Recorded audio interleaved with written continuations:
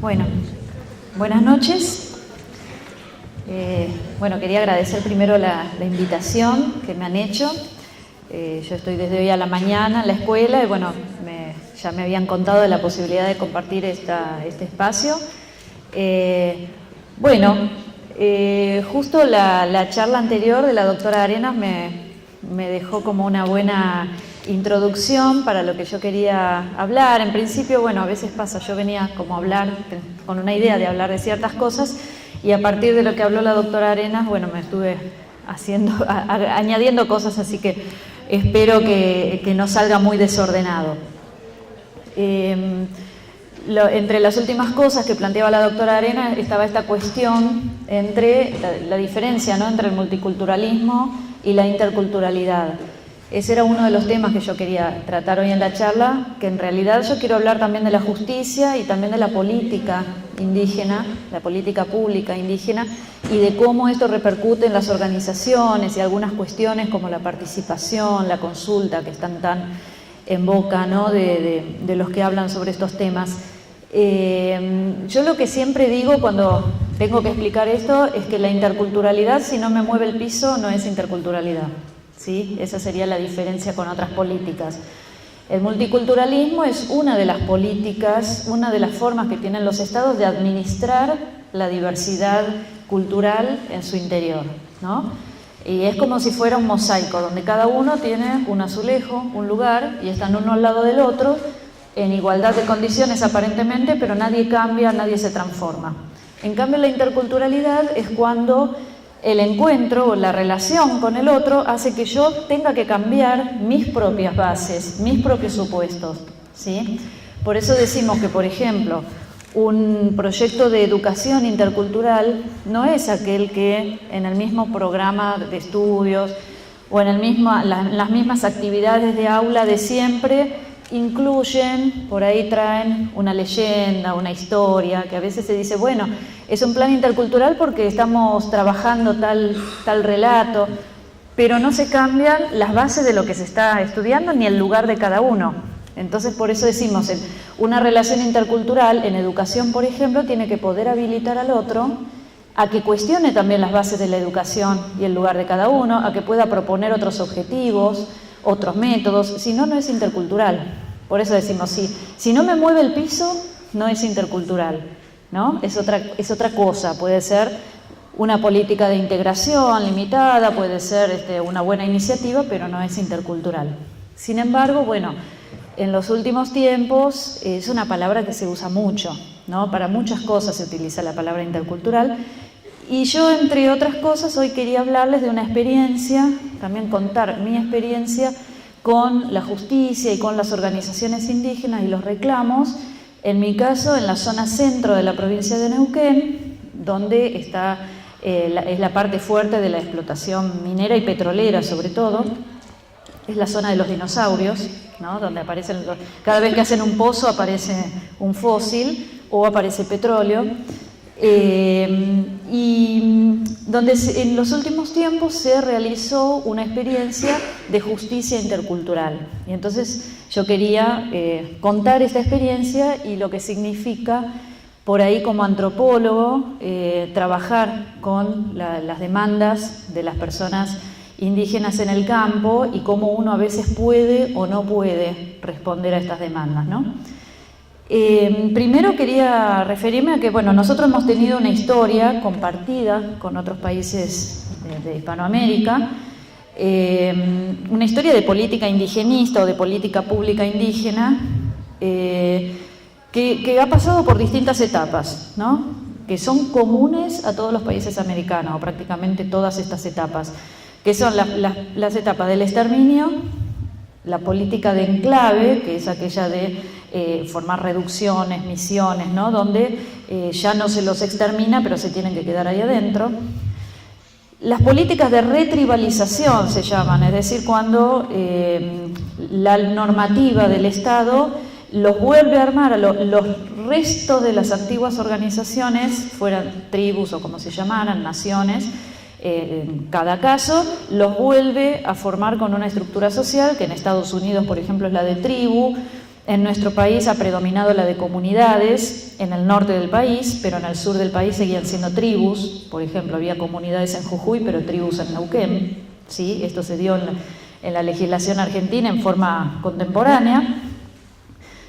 También la reducción de la gente indígena y su conversión en mano de obra barata, donde su único lugar social pareciera ser ese.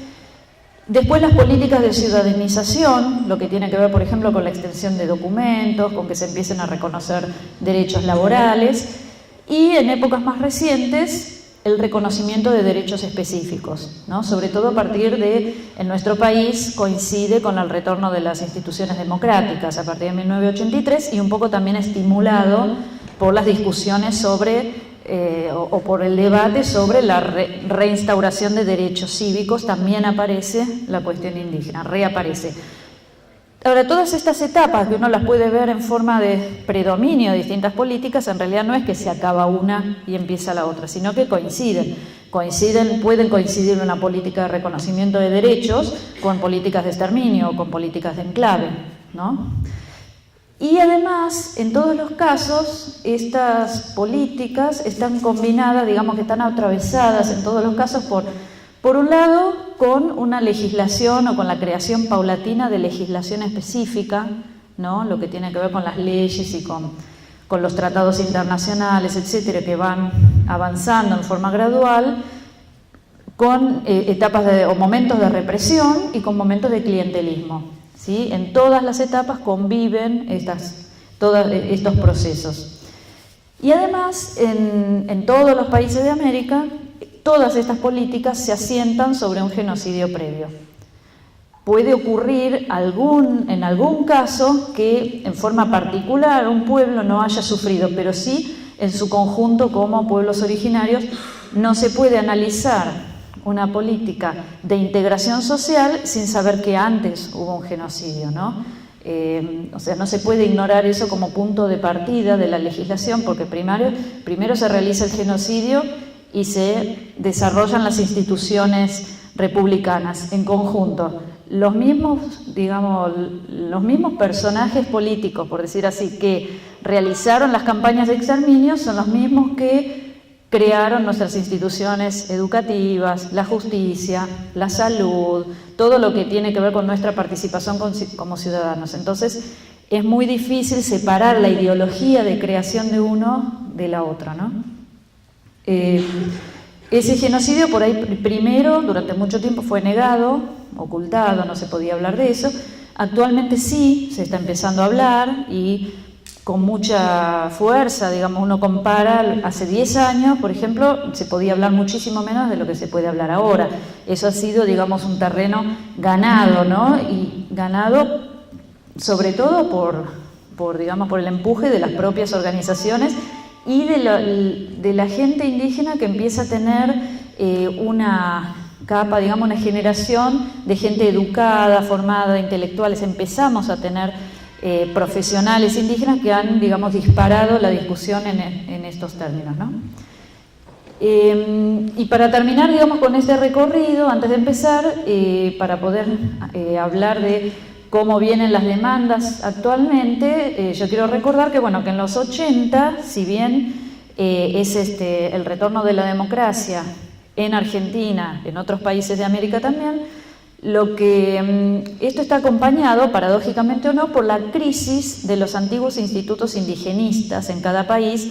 En México, en la propia Argentina, en cada país había una dirección de protección al aborigen, un instituto de asuntos indígenas, los distintos nombres que reciben en cada lugar, que en los años 80 entran en crisis, pero justamente porque este debate acerca de los derechos hace que estas instituciones no sigan siendo bien vistas en la medida en que eran instituciones de asistencia, a veces directamente de beneficencia, y que no habilitaban la voz política del indígena, ¿no? Entonces, en el momento en que empiezan a surgir los propios dirigentes indígenas a decir nosotros también tenemos derechos, nosotros queremos que nos escuchen en esto, el antiguo instituto ya deja de servir, deja de cumplir una función.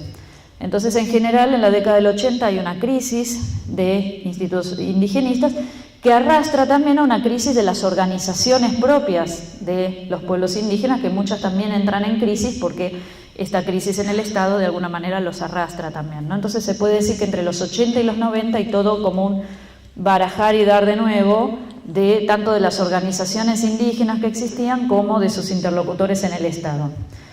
En los 90, con el movimiento neoliberal, decimos que aparece un movimiento neoindigenista, en el sentido de que aparece un criterio de política pública indígena en los estados, y también es como una ola que recorre América, en muchos casos alentado también y controlado de cerca por instituciones internacionales, lo que se llaman organismos multilaterales como el Banco Mundial, el FMI, el BID, ¿no? Que también bajaron política indígena en la medida que bajan subsidios para los estados para que puedan realizar las políticas y ponen sus condiciones, ¿no?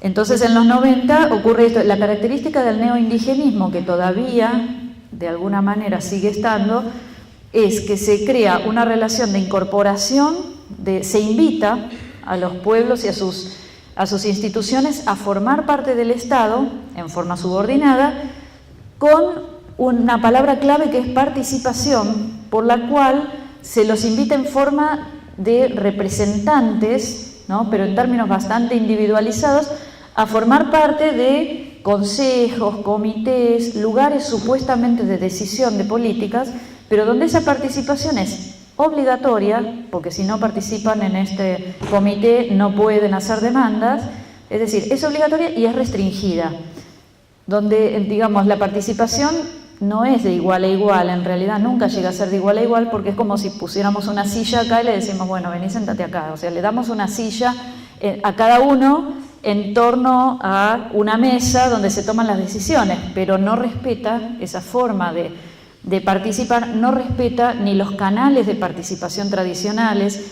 ni está habilitado para la participación de las autoridades tradicionales, porque tienen que cumplir ciertos requisitos, porque tienen que viajar a Buenos Aires cada 15 días a reunirse, entonces no hay economía que sobreviva, ninguna familia con ese modo de participación que, si es rentado es un problema, si no es rentado también es un problema.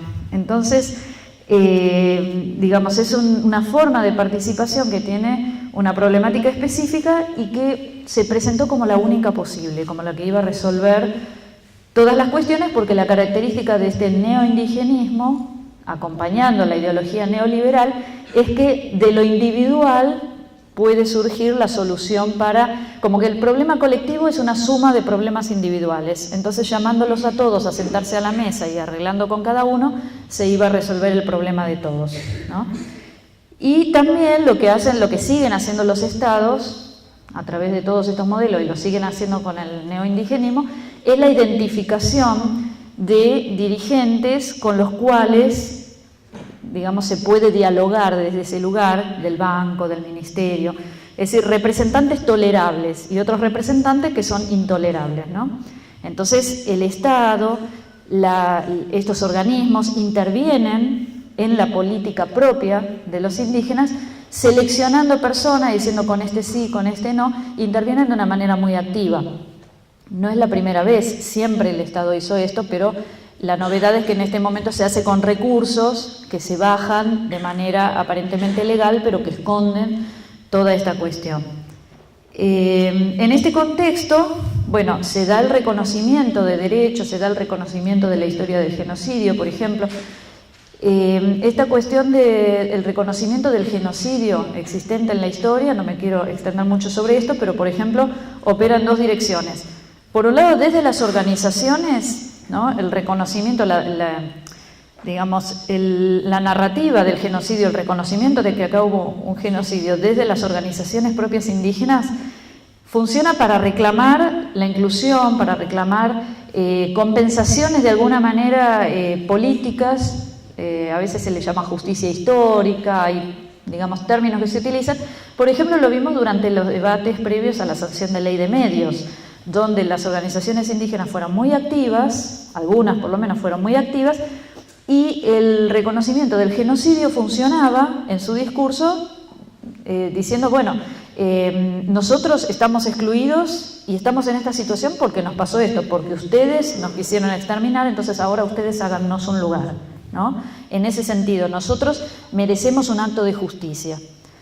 Y el problema es que desde el Estado funciona el reconocimiento del genocidio, que ahora parece que hay muchos organismos del Estado en una actitud que yo digo, bueno, un poco esquizoide, en el sentido de que el Estado, que es el victimario, reconoce el genocidio en una actitud positiva y autocomplaciente como si no fuera el victimario, ¿no? Entonces tenemos actos donde funcionarios de todo nivel hablan del genocidio indígena como si lo hubiera hecho otro, y en realidad lo están haciendo en nombre del Estado genocida, porque el Estado nunca cambió, o sea, es el mismo Estado.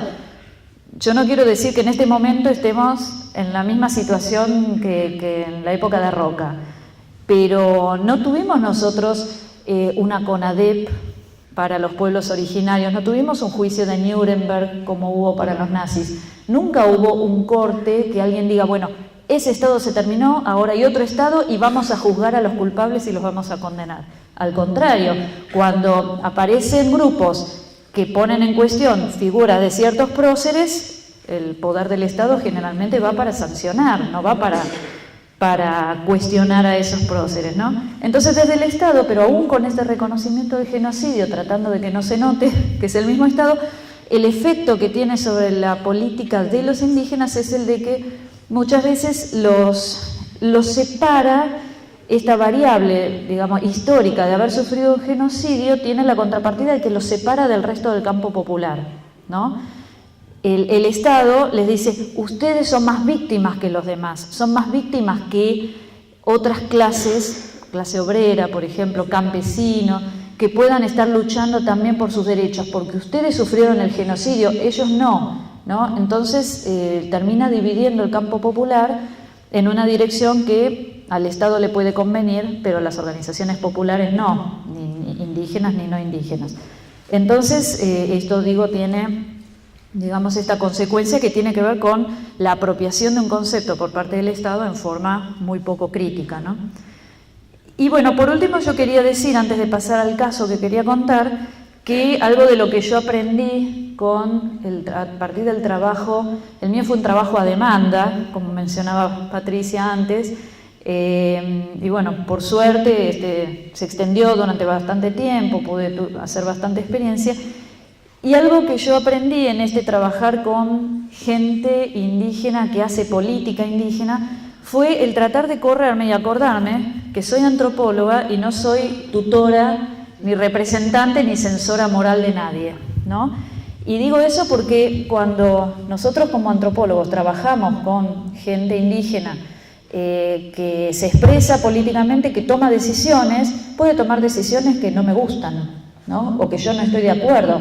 Pueden decir cosas con las que yo no estoy de acuerdo, y eso no significa que uno ni que tenga que corregir, por supuesto, si a mí me preguntan qué pienso, por ahí se lo digo, pero no es algo que yo tenga que censurar o que tratar de orientar políticamente. Y digo esto porque es una tentación que uno ve, ¿no? Y es algo por lo que uno tiene que responder a veces ante los colegas que saben que uno trabaja con fulano o mengano y le dicen, pero mirá lo que dijo, mirá con quién se sacó la foto, mirá lo que... Y en realidad, si nos acordamos que estamos hablando con gente libre, adulta, es lo que pasa, pero la antropología tiene un poco de eso, ¿no? Algo así como del tutor de menores, ¿no? Y hace a veces una extensión de eso cuando trabaja con gente indígena, y yo tengo colegas que se han desilusionado y dejan de trabajar porque dicen, no se puede trabajar con los dirigentes porque son así, y en realidad, bueno, sí, es lo que pasa con el trabajo, con cualquier sector político, ¿no? Pero a veces quedan algunos resabios de esto, digamos, de este pensamiento de que el auténtico indígena no tendría un posicionamiento político, y que si está posicionado políticamente, y con esto quiero decir incluso partidariamente, que tiene derecho como cualquiera a pertenecer a un partido político y que le guste un candidato o no, más allá de su pertenencia a un pueblo indígena, parece que entonces ya se volvió trucho y ya no es un auténtico indígena, ¿no? Entonces, bueno, todas estas son cosas que uno aprende a medida que va trabajando. Y yo quería contarles, bueno, a mí me llamaron, o sea, tuve esa suerte. Digo, tuve esa suerte porque yo me recibí y me hacía mucho conflicto con la idea de trabajar en comunidades. Yo quería trabajar con el pueblo mapuche, pero resulta que empecé a trabajar en un proyecto con una profesora que tenía que ver con la identificación de conflictos en el tema salud. Entonces yo iba a los hospitales y me fijaba paciente mapuche que hubiera internado, por ejemplo, en Capital Federal hay muchos hospitales y va mucha gente de distintas provincias cuando tienen algo de alta complejidad para tratar. Entonces iba al hospital de al hospital de clínicas, iba al Garrahan de pediatría, y la verdad que yo me sentía mal, porque me sentía como que, no sé, me estaba metiendo con gente que ya bastante problema tenía de estar enferma internada, y yo sentada ahí haciéndoles preguntas me sentía muy mal, ¿no? O sea, probablemente la investigación tenía un objetivo, pero yo me sentía como que no servía para nada lo que yo hacía, ¿no? Entonces, y que estaba molestando y eso tenía un costo. Entonces dejé, tuve toda una crisis, pensé que no me iba a recibir nunca, y dije no quiero molestar a nadie, me puse a trabajar con documentos, ¿no? Y me leí todos los diarios de sesiones entre 1880 y 1970 para ver qué decían los legisladores a nivel nacional sobre el tema indígena, y hice todo un paneo histórico, con eso no molestaba a nadie, y bueno, y escribí algunas cosas, ¿no?, sobre cómo había sido la política indígena en esos años. Entonces, bueno, esos escritos que yo hice llegaron a manos de alguna gente, de dirigentes, y bueno, empecé a relacionarme por ese trabajo que yo había hecho.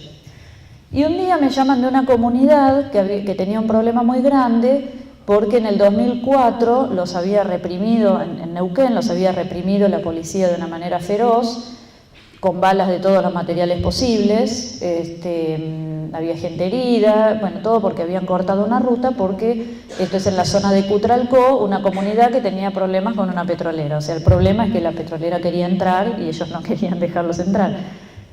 No querían dejarlos entrar porque en realidad hacía mucho que tienen la experiencia de la presencia de YPF desde 1934, y ya saben lo que es vivir con los pozos contaminados, y en este momento, bueno, en el 2004 se trataba de otra empresa, porque lo que sucede de los 90 para acá es que hay una intensificación de la actividad petrolera, sobre todo a partir de la ley de hidrocarburos que les regala todo, ¿no?, que es la ley más, en su momento era la ley más beneficiosa para las empresas, ¿no?, de todos los países latinoamericanos, la que más les daba, pidiéndoles menos a cambio. Entonces, en esta zona petrolera se llenó de pequeñas y grandes empresas. Y están las grandes empresas, que en ese momento eran YPF Repsol y algunas empresas grandes, Petrobras, etcétera.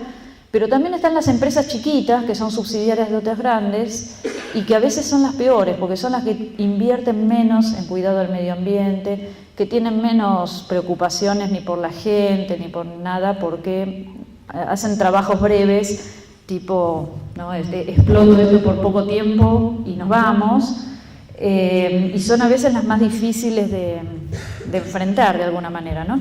Y en este caso era una empresa que no era tan grande, la empresa Pioneer no es tan conocida, es una empresa canadiense, y bueno, la empresa había recurrido a la policía y la policía había reprimido.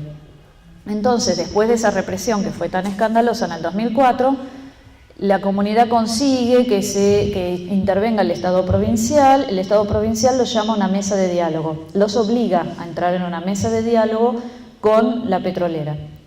Saliéndose el Estado como si el Estado no tuviera nada que ver, pero la policía era del Estado, no de la petrolera, ¿no? Pero el Estado no formaba parte de la mesa, sino que los obligaba a sentarse a la petrolera y a la comunidad. Entonces ellos, a través de una persona intermediaria, me contactan y me dicen que lo que necesitaban era una antropóloga que estuviera del lado de ellos, que los representara. Me dijeron que necesitaban una antropóloga de confianza. ¿Por qué de confianza? Cosa que a mí me halagó mucho, pero ¿por qué de confianza? Porque tenían malas experiencias, ¿no? Ese es el problema. Tenemos unos colegas que se han portado bastante mal, entonces después uno tiene que levantar esa imagen, ¿no? Entonces, bueno, ellos necesitaban una antropóloga que los represente, que los acompañe en la mesa, pero ni siquiera que los represente. Y me lo dejó bien claro. El lonco, que es el nombre que se da en la lengua mapuche para el cacique, me dice: lo que vayas a decir vos, nosotros ya lo sabemos. No es que vos nos vas a decir qué es lo que nosotros somos o lo que nosotros necesitamos. Lo que pasa es que nosotros lo decimos y no tiene el peso que tiene el que habla del otro lado, que vienen con antropólogo, sociólogo, biólogo y un montón de especialistas, y nosotros no tenemos a nadie. Entonces, bueno, a mí en ese momento un poco me molestó que me dijeran, ya lo sabemos, pero bueno, dije, vamos a averiguar qué es lo que se puede hacer, lleguemos a un término medio. Y bueno, eso es lo que fue lo que hicimos de ahí en adelante, ¿no? Llegar a términos medios, en el sentido de, hubo un montón de experiencias en las cuales, pues yo tuve que ir a aprender qué era lo que estaba pasando, y ir a apropiarme de conceptos que muchas veces en ciencias sociales, la mayoría de las veces diría, trabajamos con conceptos que vienen de otros lados, que no son creados desde las ciencias sociales.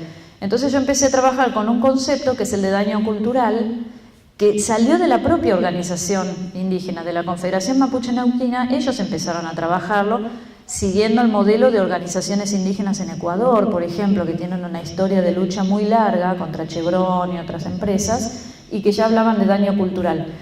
El daño cultural es el equivalente al daño ambiental y al daño social, pero cuando las víctimas de la contaminación, por ejemplo, están culturalmente marcadas, por decirlo de alguna manera. Porque ellos dicen, no es lo mismo la contaminación para nosotros que para alguien no indígena. Y entonces, a ver, ¿por qué es esto? ¿Por qué no es igual? Bueno, porque el daño ambiental, digamos, lo que tiene que ver con la salud, se contaminó el agua, se nos llenó la sangre de plomo, o sea, los chicos que viven en la zona petrolera han tenido análisis de sangre, por ejemplo, que les hicieron en el Garra, y da unos niveles de plomo en la sangre altísimos. Plomo y otros metales, y no pasa nada, o sea, eso está documentado. Ese estudio lo mandó a hacer la Defensoría del Niño en Neuquén, porque lo pudo hacer porque había niños en el medio, porque las comunidades pedían que le hicieran el análisis a todos, pero los adultos nadie se lo hace. Pero a los niños, la Defensoría del Niño, digamos, los defiende, y entonces sí se lo hacen, y dieron unos niveles altísimos, ¿no? Entonces, la contaminación ambiental puede dañar a cualquiera, ¿no?, que viva en la zona. El daño social tiene que ver con la pérdida de otras fuentes de ingreso económico, por ejemplo, el hecho de que la actividad petrolera destruye, como ocurre con otras economías extractivas, como pasa con la soja, por ejemplo, que destruye los cultivos que no sean soja alrededor, ¿no? Entonces uno cultiva soja, o le vende el campo a un cultivador de soja, o no puede cultivar nada porque se lo fumigan. La actividad petrolera acaba con las huertas, acaba con los animales, los pequeños animales que toman el agua contaminada y se mueren, y no hay agua que no esté contaminada cerca de la actividad petrolera. Eso, digamos, es algo que hay que saber, porque, como con la minería, ¿no?, cuando dicen, sí, puede haber minería no contaminante, no, o sea, lo que se muestra es que no. Y sobre todo con las nuevas tecnologías como la del fracking. ¿Cuál es el problema con el fracking? Que en lugar de hacer un pozo así vertical, lo que hacen es pasar con una máquina que rompe las capas de agua, porque a través de, con un método que sería como una ecografía gigante, lo que hacen es, a través de la reverberación de las capas de agua, saben si abajo hay petróleo, ¿no? Y después inyectan agua, que a veces en zonas como lo que es el centro de Neuquén, donde hay tan poca agua potable, se necesita hasta la última gota, y las empresas inyectan agua para poder sacar las reservas de petróleo que no salen, digamos, fácilmente. Por eso se utiliza tanto ahora, donde los antiguos pozos que antes fluían fácilmente ahora están más agotados. Entonces se inyecta agua para que el petróleo salga por la fuerza del agua que se está inyectando. Pero el problema es que se destruye el agua, porque cuando sale ese agua sale mezclada con toda clase de cosas, y las napas que se rompieron también se mezclan. Entonces, por ejemplo, en este territorio, digamos, en esta zona centro de Neuquén, es un territorio que es más grande que toda la capital federal y que tiene pocas familias viviendo ahí. Ese es uno de los factores por los cuales las empresas dicen, ¿para qué quieren tanta tierra? Y bueno, lo que pasa es que en ese espacio, por ahí hay un solo pozo de agua. O sea, lo que regula la cantidad de territorio es la cantidad de agua que se puede encontrar.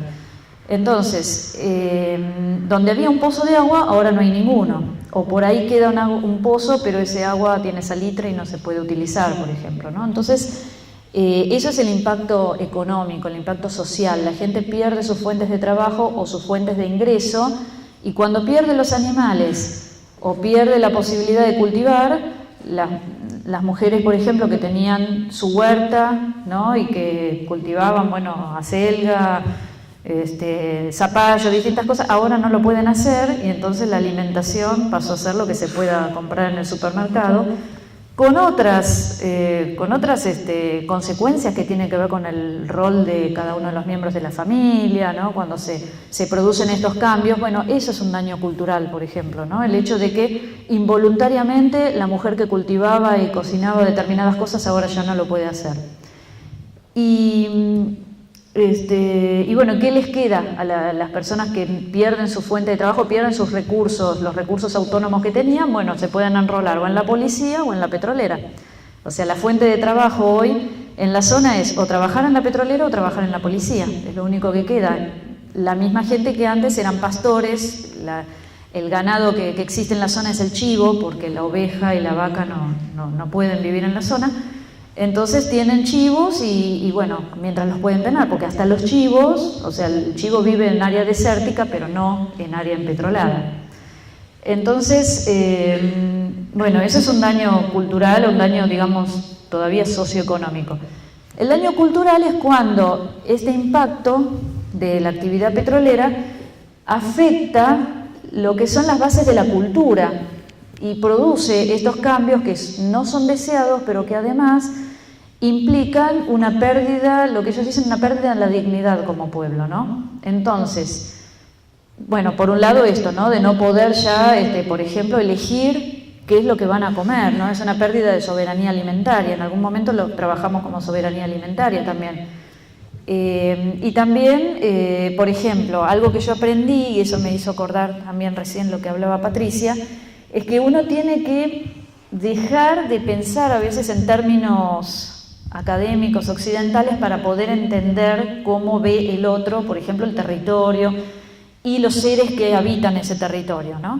Porque, por ejemplo, yo pensaba, está el daño ambiental, pertenece al área de las ciencias naturales, está el social, pertenece al área de las ciencias sociales, y está el cultural, y yo lo veía cerca de las ciencias sociales, porque para nosotros sociedad, cultura están más o menos pegados de un lado y lo que sea naturaleza está del otro lado. Y yo me empecé a dar cuenta de que en realidad era el daño ambiental el que pegaba más fuerte, digamos, como impacto en el daño cultural que el impacto socioeconómico. ¿Por qué? Porque afecta, digamos, la actividad petrolera, al afectar a los animales, al afectar a las plantas. En la cultura mapuche, los animales y las plantas tienen que ver con la familia, tienen que ver con los linajes. Los apellidos mapuche, la mayoría implican o un animal o alguna entidad, a veces sobrenatural, o una piedra, algo de la geología, pero tiene que ver con la naturaleza, ¿no? Entonces, para dar un ejemplo, hay un apellido muy común que es ñanco. En todo el mundo mapuche, ñanco es un apellido muy común. O las derivaciones, ¿no? Porque puede ser una combinación. Ñancufil, por ejemplo, pero tiene que ver con el ñanco. El ñanco es un aguilucho, se lo llama a veces águila de pecho blanco. Es un ave rapaz, ¿no? Que tiene el pecho color clarito y del cual con el cual tienen mucha relación. La gente grande, ¿no? Los ancianos salen a la mañana al campo, se fijan si está el ñanco cerca, en lugares donde siempre hay alguno, se fijan si está cerca y se supone que si el ñanco le muestra el pecho, le muestra el lado de adelante, es una señal de buena suerte y que las cosas que emprendan en ese día le va a ir bien, y si le da la espalda es una mala señal, por ejemplo, ¿no? Con el vuelo del ñanco se puede anticipar si va a llover, si va a haber ceniza, distintas cosas. Es decir, le dan una importancia en la vida cotidiana, ¿no? Que para eso necesitan verlo al ñanco, necesitan que el ñanco esté cerca. También, bueno, tiene que ver con que las personas que se llaman ñanco de apellido reconocen ese linaje del ñanco. En algún momento, desde lo mítico, el ñanco tiene que ver con el origen de la familia. Tienen el canto del ñanco, el tayil del ñanco, en el cual se le canta al ñanco, pero porque es parte del linaje de uno, así como otros linajes le cantan a otro animal. Entonces, es muy importante para ciertas personas. Y lo que hacen las empresas petroleras, el problema es que lo que hacen como otras empresas es alisar, cuando entran en un terreno, lo alisan, le sacan los arbustos, deforestación diríamos en otro lado, en la Patagonia son unos arbustos, en esta zona son unos arbustos espinosos nomás. Hay una especie de estos arbustos espinosos que es el molle. que es como un arca, parecido al arca, pero más chato todavía y más, así, menos forma tiene, y tiene unas espinas así de largas. En ese árbol, en ese arbusto, mejor dicho, es que hace nido el ñanco, solamente en el molle. Lo primero que hace una empresa petrolera cuando entra en un lugar es sacar todos los molles, porque les molesta, porque les enganchan la ropa, les rompen los pantalones, les molestan para pasar, es una planta que lastima, y ni se fijan, porque parece como si fuera una planta de poco valor, ¿no? Esto que tiene Occidente, que separa, bueno, esto de los recursos naturales, ¿no? Que separa objetos o seres o, bueno, plantas, animales de valor y los que no tienen valor. El molle para la petrolera no tiene valor, es un arbusto fiero, digamos. Entonces, pelan todo el territorio, le sacan todos los molles y los ñancos se van. No es que se extingue. Entonces, el problema es que con los estudios de impacto ambiental tradicionales, los biólogos decían, no, pero el ñanco no está en vías de extinción, es una ave de rapiña, hay por todos lados, no está en vías de extinción. De aquí a la cordillera hay un montón de ñancos, pero la gente decía, a mí no me importa que haya cantidad de ñancos en otros lugares, yo necesito el ñanco acá, necesito convivir con el ñanco.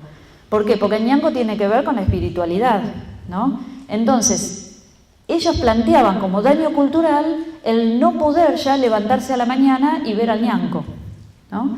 Entonces, esto que en una división, digamos, ideológica para Occidente es un daño ambiental que no tendría nada que ver con la cultura, visto desde el lado mapuche era un daño cultural, ¿no? Eso y otros, ¿no? Por ejemplo, tiene que ver también con el poco cuidado con los lugares históricos, le pasan por encima los cementerios. Había un cerrito en la comunidad donde yo trabajé que le dicen un asquintúe. Un asquintúe es un lugar desde donde se puede mirar, ¿no? Es como un mirador natural. En un lugar, digamos, de meseta donde el relieve es muy llano, hay algunos cerritos que le dicen asquintúe. Bueno, había un asquintúe en la comunidad que además tiene un valor histórico porque se dice que en ese lugar también el cacique Purrán en algún momento observó los movimientos del ejército, hay toda una historia sobre eso. Bueno, la petrolera lo que hizo fue cortarle la punta para poder meter encima una máquina, no me acuerdo ahora cómo se llama, que es como un ventilador gigante que sirve para refrigerar las cañerías por donde está circulando el combustible. Le cortaron la punta directamente, o sea, ya no hay más cerrito. Ahora, aunque la petrolera se vaya, de hecho esa petrolera ya se fue, el paisaje cambió. Es decir, ese cambio del paisaje también está visto como daño cultural. Entonces, bueno, mi trabajo ahí fue, digamos, el de escuchar, escribir, transmitir. Entonces estábamos en esas mesas de diálogo y bueno, la antropóloga dice que acá hay daño cultural. Lo decía el Longo, lo decía el Huerquén, que es otra de las autoridades, y no era importante, pero lo dice el antropólogo. Me pasó también, y esto yo lo dije después públicamente más de una vez en la provincia, de tener que ir a un archivo, porque por ejemplo las empresas siempre, digamos, lo primero que dicen es que en realidad no había habitantes en la zona, es más, se dice, y mucha gente repite, y realmente es una mentira muy grande, que los mapuches, en realidad en general las comunidades indígenas, ellos van a los lugares donde hay explotación petrolera para ganar plata con indemnizaciones. Que aunque fuera cierto, no funciona porque nunca los indemnizan. No conozco, o sea, en la Patagonia no conozco comunidades que hayan indemnizado por la explotación petrolera, pero existe el mito, ¿no? Es como se embarazan para cobrar un plan. Bueno, ellos se ponen sobre el petróleo para que los indemnicen, para quejarse y que los indemnicen. Y bueno, los estudios de impacto de las empresas, que los realizan las mismas empresas, esto no entra en la lógica de alguien común, ¿no? Que si hace falta hacer un estudio de impacto para ver si la explotación va a ser contaminante, ¿cómo se lo van a dar a hacer a la misma empresa? Sin embargo, lo realizan los departamentos de estudios de las mismas empresas y en la lógica del funcionario sí entra. En la lógica de alguien normal no, pero en la lógica del funcionario sí entra. Las propias empresas hacen los estudios de impacto y los presentan, siempre fue así. Entonces, ellos presentan estos estudios donde demuestran, a partir de unas encuestas que le hacen a la gente, que en realidad ellos están habitando en ese lugar desde 1960, y la explotación petrolera, no la propia de estas empresas, pero sí la de YPF, etcétera, la anterior, que en realidad ya no hablan la lengua, que ya no realizan sus rituales religiosos, que cuando se enferman se van a curar al hospital, por lo tanto no son indígenas, ¿no? Y se puede entrar tranquilamente, es decir no son indígenas significa no tienen derecho al reclamo, ¿no? Son, digamos, puesteros sin derecho a la tierra, como podría ser cualquiera, y no les reconocen el derecho, que ese es otro tema, ¿no? Porque el puestero no indígena, al no ser indígena, no tiene derecho a quejarse o a prevenir, a decir, no quiero que me entren a contaminar en el lugar donde yo vivo, ¿no? Ese es otro tema. Pero, digamos, eso, bueno, mi trabajo fue entonces empezar a refutar, y es muy fácil refutarlo. El hecho de que no viven, bueno, yendo a los archivos, a donde están los nombres de las mismas familias, y aparece el abuelo del que está viviendo hoy, pagando derecho de pastaje en el mismo lugar, ya está refutado, ya se muestra. Hay un problema, y es que a veces, por ejemplo, en este caso, el abuelo vivía del otro lado de la ruta, y el terreno de la comunidad actualmente, el límite pasa por la ruta. Me costó un poco a mí explicarle al señor de la empresa, el que la empresa ponía ahí en esa mesa, que en realidad estar de un lado u otro de la ruta es estar en el territorio. Lo que pasa es que se le había secado el pozo de agua, y lo que hace la gente cuando el pozo de agua se seca, se mudan a 20 metros se habían mudado a la casa, pero como ya no estaban en el territorio, decían, antes no vivían acá, ¿no? Pero por otro lado, el tema de los archivos, a mí me fue muy fácil, o sea, tuve que ir a la dirección de tierras de la provincia, decir quiero pedir información. ¿Y para qué la quiere? Es una investigación histórica. Me llevé un papel de la universidad, le digo primero, es de la familia Maliqueo, y me dicen, no tenemos nada. Claro, porque lo asociaron con un apellido que justamente estaba en conflicto, era conocido, salían en los diarios. Y yo le digo, ¿y Velázquez tendrán? Porque claro, en estas cuestiones, en Patagonia es muy común que la gente le hayan cambiado el apellido, ¿no? Le cambian el apellido indígena por un apellido español. Y en esta familia, algunos de ellos le habían cambiado el apellido y a otros no. Y es lo mismo, porque hay un Velázquez y un Maliqueo que son hijos del mismo padre. Entonces le digo, ¿y Velázquez no tendrá? Sí, Velázquez tenemos. Entonces me muestran, bueno, ahí sacándole fotos a los documentos, me voy con los documentos. Yo lo hice. Ahora, todas las veces que ellos lo habían querido hacer, nunca lo dejaron pasar, cosa que es ilegal, porque todos los archivos son públicos, y uno no tiene que llevar, por ley uno no tendría que llevar un documento que diga soy de la universidad, soy del CONICET. Yo como ciudadana tengo que poder consultar los archivos porque el Estado me debe esa información, pero no funciona así. Entonces, mi trabajo a veces fue allanar esas cuestiones que, por una cuestión de prepotencia, ellos no pueden entrar en ciertos espacios y yo sí podía. En un momento hice un escrito describiendo cómo es este tema del daño cultural, y ellos lo pudieron anexar a una presentación que hicieron en una demanda por contaminación. La comunidad está haciendo denuncias por contaminación, varios por año, desde el 2004. Tienen montones de demandas de contaminación metidas, nunca habían respondido el Estado. En un momento, gracias a este concepto de daño cultural, consiguieron que le levanten la explotación a la empresa durante 6 meses, ¿no? Digo durante 6 meses, en realidad no tenía plazo, pero a los 6 meses cambió de idea el Estado, no sabemos por qué, y les volvieron a dar la habilitación. Por supuesto, no habían remediado la contaminación en el medio. Las empresas ofrecen acciones de remediación de la contaminación. Y estas acciones de remediación tiran unas cuantas bolsas de plástico donde hay filtraciones de petróleo, tiran unas cuantas bolsas de plástico, le tiran arena, tierra encima, y esa es la remediación, ¿no? Como si fuera, no sé, para tapar la mancha, pero el tema es que todo filtra para abajo y eso no. O sea, la comunidad no acepta esos trabajos y ahí es donde se estancan las negociaciones, porque la empresa dice sí que lo remediaron. Bueno, eso fue más o menos mi trabajo durante una época, aprendí un montón haciendo esto, tuve que aprender a correrme de algunas seguridades que yo traía, ¿no?, del mundo universitario, y empezar, bueno, a ver cómo era en realidad algunas cosas, algunos conceptos, cómo piensa la gente.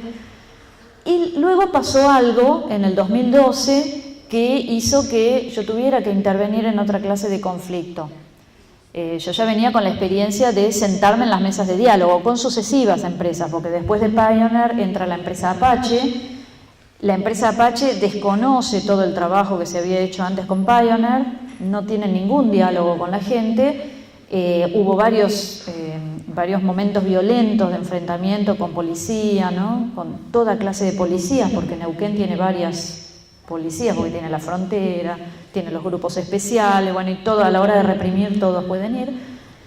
Y después, en el 2014, bueno, aparece en una parte compra Chevron, esa parte, y luego vuelve a cambiar de manos y ahora es YPF, pero con otro nombre, con un nombre local, algo así como Petrolera del Sur, no recuerdo, que es la que está explotando ya en la zona, pero es una subsidiaria de YPF. Todos con la misma política a la hora de desconocer el derecho indígena. La diferencia es que por ahí cuando es una petrolera extranjera y conocida como Chevron, es más fácil juntar solidaridades afuera que cuando son empresas locales. En un momento también era Pluspetrol.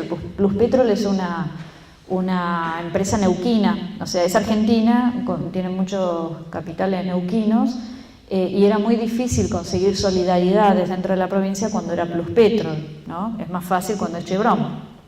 Entonces, bueno, esto también influye un poco.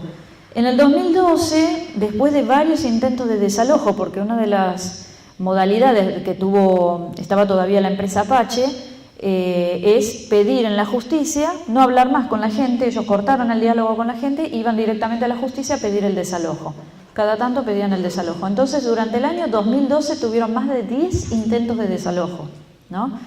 En los intentos de desalojo aparecen vehículos policiales, también tuvieron digamos, enfrentamientos con parapoliciales o con policías que ellos dicen que son policías pero que van de civil, acompañados por otra clase de gente, que van con camionetas. En un momento les quisieron prender fuego la casa.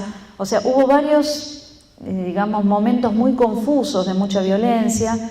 Un momento en el que entra un auto con policías, pero también con otras personas de civil, y que le pegan un tiro a un chico de la familia, un chico de 14 años. Hubo varios intentos así, había, digamos, como que la tensión estaba en aumento. En un momento, en uno de estos intentos de desalojo, 2 de las mujeres de la comunidad se tiraron combustible encima y amenazaron con prenderse fuego si la policía avanzaba. Entonces la policía se fue. A partir de ahí, los intentos de desalojo los volvían a hacer, pero con el camión de bomberos. Iban con el camión de bomberos por si les ocurría de vuelta. O sea, parece un chiste, pero no es un chiste. Estaba la situación digamos, los ánimos tan caldeados en 2012, que ya en algún momento yo había comentado con una de las dirigentes, la mujer del Lonco, que ella me decía: yo creo que lo que ellos están queriendo es que el marido de ella, pensábamos, ¿no? El varón y la autoridad de la comunidad, que se ponga loco un día, agarre la escopeta.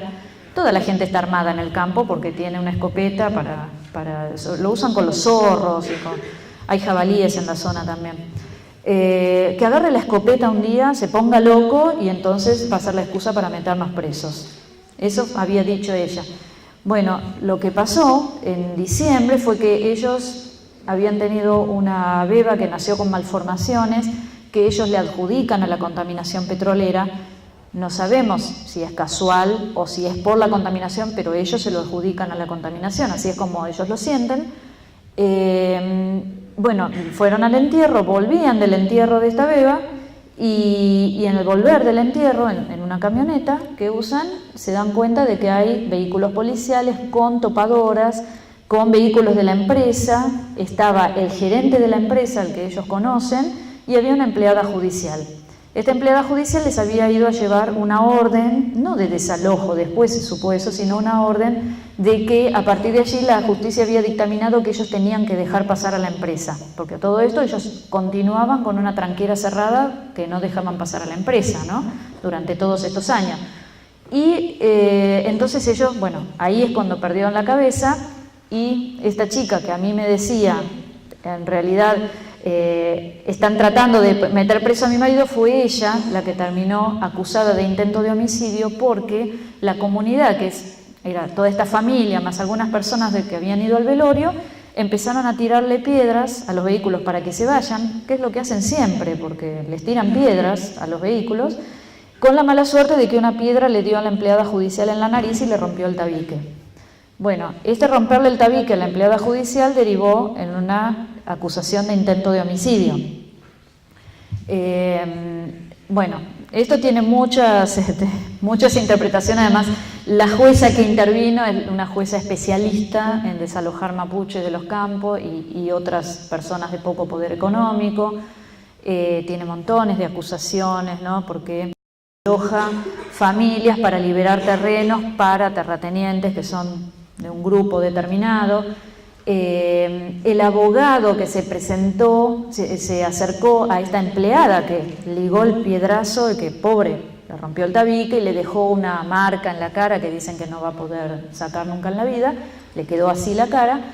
Se acercó y le dijo qué barbaridad lo que le pasó y se ofreció a hacer un juicio penal, porque podría haber hecho un juicio civil por una indemnización, pero como saben que no le pueden sacar plata a los mapuches, entonces prefirieron hacer un juicio para mandarlos presos.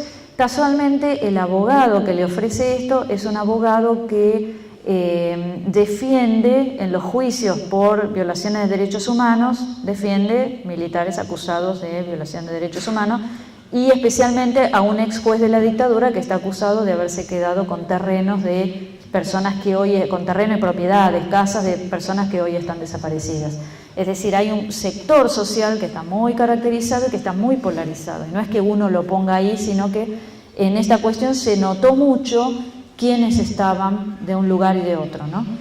Entonces la justicia termina con un juicio, digamos, teniendo que atender un juicio en el cual se acusa a una mujer indígena. ¿Y por qué a ella? Bueno, porque ella era la persona que más molestaba, digamos, como dirigente, que salía en los diarios, que se movía mucho, y era una persona que le molesta mucho a este sector terrateniente. Le molesta en la cordillera, donde tienen terrenos de veranada, porque las comunidades mapuche tienen terrenos de invernada y de veranada.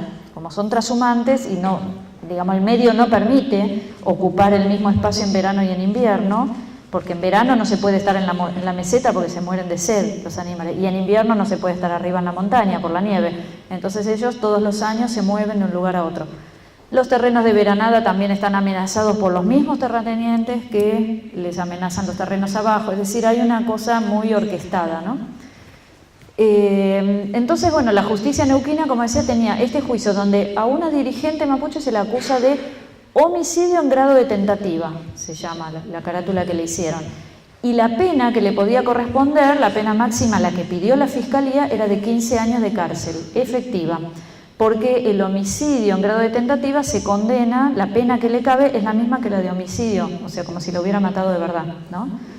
Y a otros dos dirigentes, casualmente al Lonco y al Inán Lonco, es decir, al cacique y al que sería el segundo cacique, también a ellos como si fueran los únicos que tiraron piedras. Y ellos decían, todos tiraron piedras. La comunidad se presentó a decir, todos tiramos piedra, y no se sabe quién tiró la piedra que le dio a ella, pero los abogados seleccionaron a estas tres personas porque eran las tres personas que querían meter presas, ¿no? Eso estaba muy claro. Al Lonco y al Inán Lonco lo acusaban de daños, no de haber tirado la piedra que le dio a ella, sino de daños a los vehículos, a la propiedad, bueno. Entonces, a partir de ahí, bueno, la estrategia de los abogados que ellos pudieron conseguir, que son dos abogados de la ciudad de Neuquén, que no venían de trabajar en el campo indígena, porque los abogados de Zapala, porque esto está más cerca de Cutralcó, pero el tribunal que toca es el de Zapala, es una de las ciudades más importantes de la provincia. Los abogados de Zapala, ni siquiera los que trabajan en el campo indígena, quisieron meterse a defenderlos porque era enemistarse con todo el resto del Poder Judicial. Como es una empleada judicial la que estaba herida, nadie quiso agarrar el caso. Y la verdad que eso me parece muy mal, sobre todo de parte de los que se supone trabajan con el tema indígena, ¿no? Pero, bueno, nadie quiso agarrar. Entonces, a través de organizaciones de derechos humanos, del CEPAS, por ejemplo, el GAJAT en Buenos Aires, a través del CERPAJ, consiguieron dos abogados de Neuquén que venían trabajando, no el tema indígena, no sabían nada del tema indígena, pero venían trabajando derechos humanos.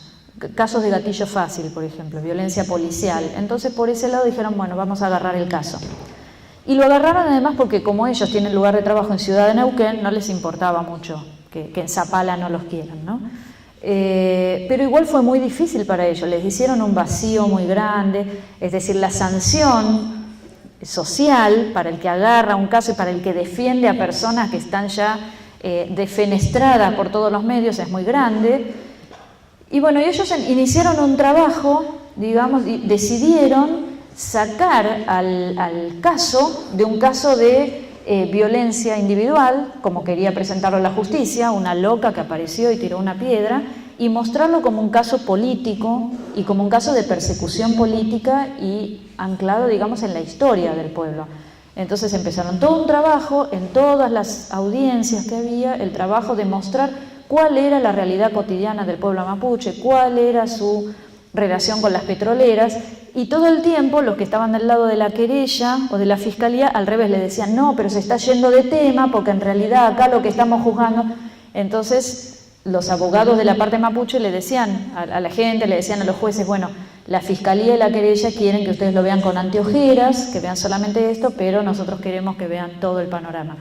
Y en ese que vean todo el panorama es cuando me volvieron a llamar, porque me llamaban como perito de la defensa para probar distintas cosas. Por ejemplo, y esto lo cuento como ejemplo además de lo que a uno le llega como demanda, ¿no?, de trabajo antropológico. La primera de las cosas que me llamaron para aportar es porque ellos estaban demandando, digo, la parte mapuche y los defensores de los mapuches estaban demandando que este caso se trate como un caso de relación del pueblo mapuche con el Estado, ¿no?, que se pusiera eso en foco.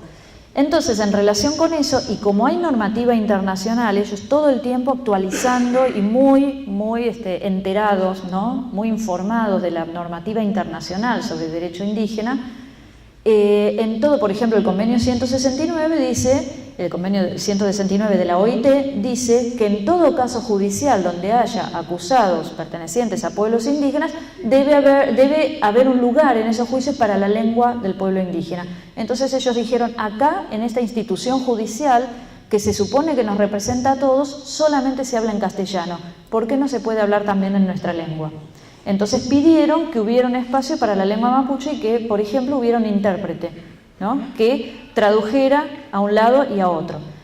Entonces toda la discusión que se armó en torno a eso es porque en los poquísimos casos en que en nuestro país se contempló la idea de un intérprete para lengua indígena, fue suponiendo que esa persona no habla castellano, ¿no? Entonces el comentario era, ¿para qué quieren un intérprete si ellos hablan castellano?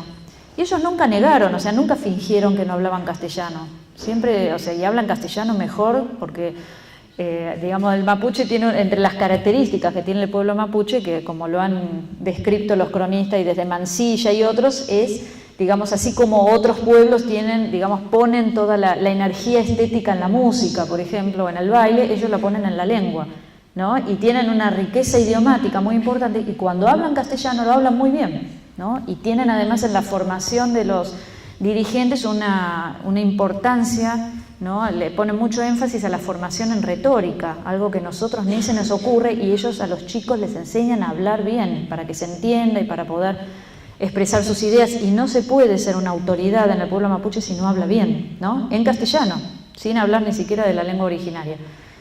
Ellos no fingían por eso que no entendían el castellano, pero reclamaban la presencia de la lengua porque decían, para nosotros es muy importante la lengua como parte de nuestras instituciones y en esto que es muy importante para nosotros queremos que esté presente la lengua. Entonces, bueno, la campaña que se organiza del otro lado es empezar a demostrar que en realidad la lengua no existe, que ya no la hablan.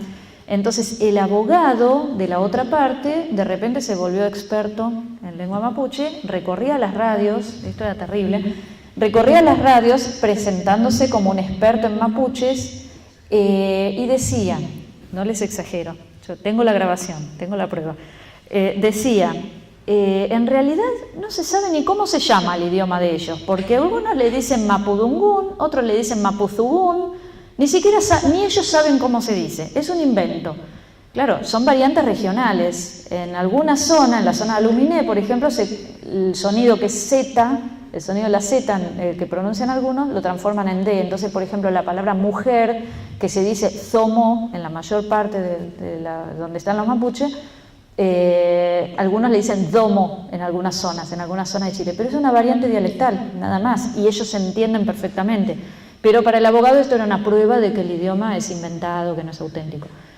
Después decía, en un momento dice, bueno, ellos ya no lo hablan, pero además nunca fue un idioma, no es un idioma. Entonces decía, porque la ley dice que hay que tener intérpretes de los idiomas que no sean el castellano, y esto no es un idioma, ni siquiera es un dialecto, es apenas una forma de hablar.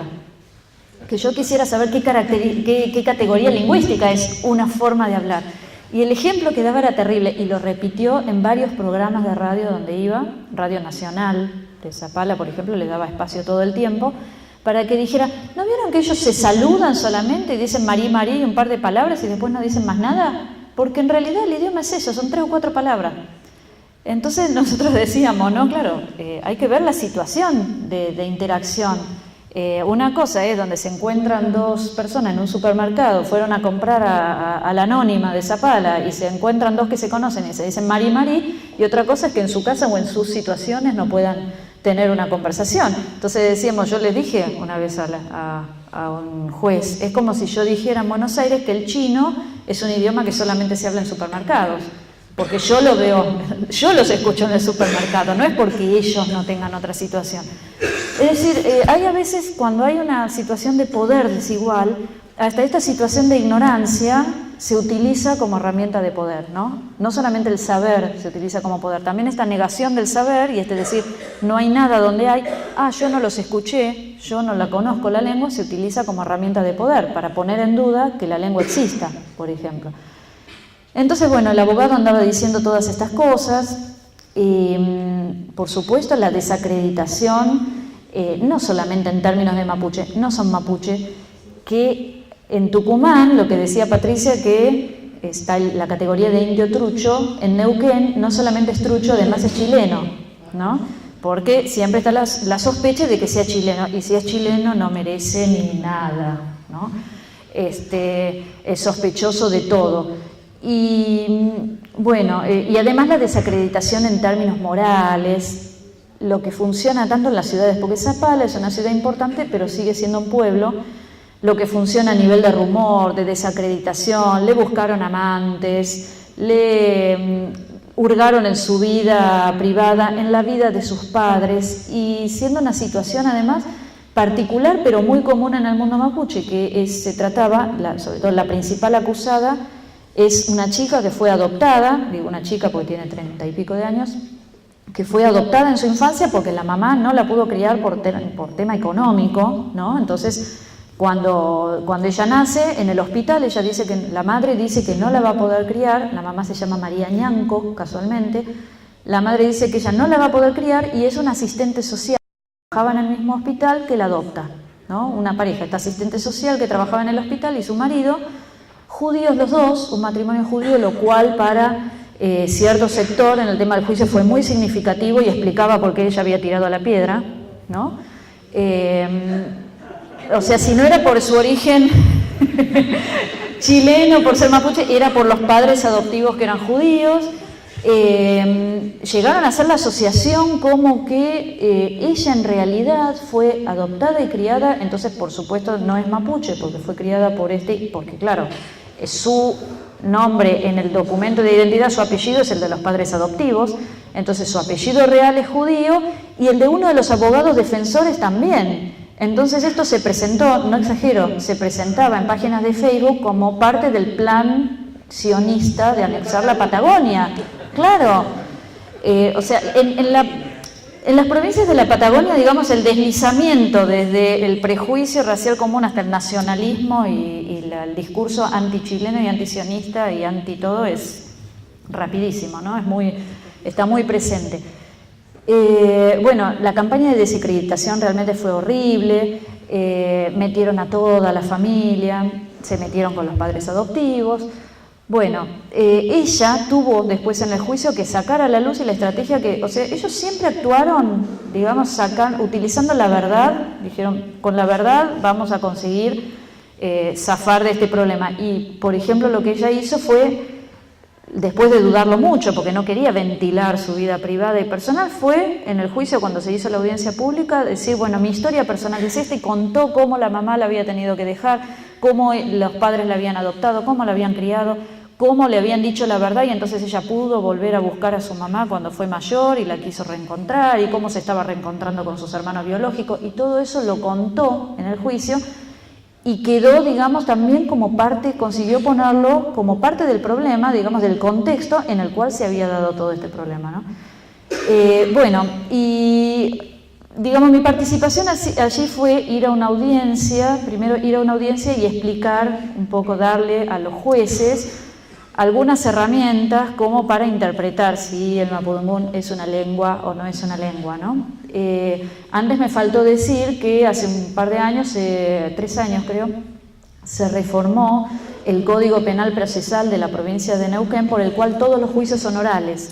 No existen más los expedientes escritos que van y vienen, sino que todo tiene que resolverse en audiencia pública. Lo que no se dice en la audiencia pública o no se muestra, las pruebas que los abogados no llevan a la audiencia pública, no puede entrar en el expediente, ¿sí? Y esto se hace para buscar transparencia y también para agilizar. Se hicieron mucho más rápido los juicios, ¿no? También le genera mucho más trabajo al sector judicial, porque tienen todo el tiempo audiencias públicas, que realmente es un ejercicio bastante agotador. Obliga a los abogados, digamos, a trabajar de otra manera. No todo el mundo lo aceptó, pero a mí me parece que es una experiencia interesante. Bueno, una de las consecuencias es esa, que cuando uno aporta alguna clase de asesoría, tiene que ir a la audiencia pública y tiene que sentarse en una sala que es como en las películas, ¿no?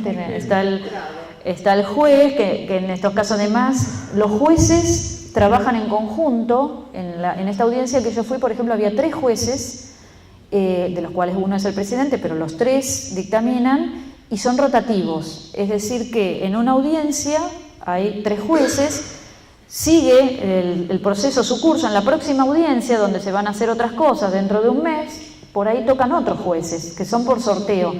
Y eso hace, por un lado, bueno, cada juez que toca tiene que interiorizarse de lo que pasó antes, pero se hizo para evitar, digamos, que a nadie lo puedan perjudicar demasiado o que a nadie lo puedan beneficiar demasiado. Al ser rotativos, ir cambiando los jueces, no se puede comprar a todos, ¿no? Entonces, esto se hizo también con interés de transparencia y de evitar las acusaciones de corrupción y todo eso que suele haber en la justicia. En esa instancia donde me tocó ir a mí, yo tuve que explicar, entonces, ¿por qué es un idioma? Bueno, por las definiciones que da la lingüística, porque tiene dialectos internos, esto que le preocupaba al abogado de la Z y la D, justamente es una demostración de la variabilidad interna, porque tiene géneros discursivos. Dentro de la lengua de los mapuches hay un género para la historia, otro género para las narraciones que son cuentos, otro para el teatro, hay otro para las visitas de cortesía y otro para la propia justicia mapuche, que tiene su propio cuerpo de conceptos y es reconocido internamente por los propios mapuches como un género, y esos géneros tienen nombre. Entonces, eso para la disciplina de la lingüística es lo que define un idioma. Entonces, bueno, me fui y les dije todo esto. A los jueces lo que les preocupaba mucho me decían si era posible, porque ellos lo que tenían miedo es que esto se empantanara y que nunca se pudiera encontrar un intérprete de mapudungún, por ejemplo. Si les están diciendo que la lengua ya no existe, ¿cómo van a encontrar un intérprete? Entonces, bueno, ahí un poquito mi papel fue decirles que sí, que hay posibilidades de intérprete. Porque otra cosa, me estaba olvidando, otra cosa que decía el abogado de la querella era que en caso de que se pudiera encontrar a alguien que hablara la lengua, esa persona mapuche no iba a poder traducir al mapudungún los términos tan complejos del derecho, porque está diciendo que el mapudungún son 2 o 3 palabras primitivas. En un momento dijo, un lenguaje tan primitivo no se pueden contemplar los términos del derecho. Entonces los jueces me preguntaron directamente, ¿a usted le parece que lo que sucedió en esta sala se puede traducir al mapudungún? Y yo le digo, yo creo que sí, porque lo entendí yo. O sea, yo tampoco entiendo los términos del derecho. Cuando los abogados se ponen a hablar en la jerga de abogados, yo tampoco entiendo. Le digo, en realidad no se trata de ser mapuche o no mapuche, sino que si se habla en este lenguaje, todo esto se puede traducir a los términos del derecho, porque en realidad no existe ningún pueblo que no haya podido resolver sus conflictos.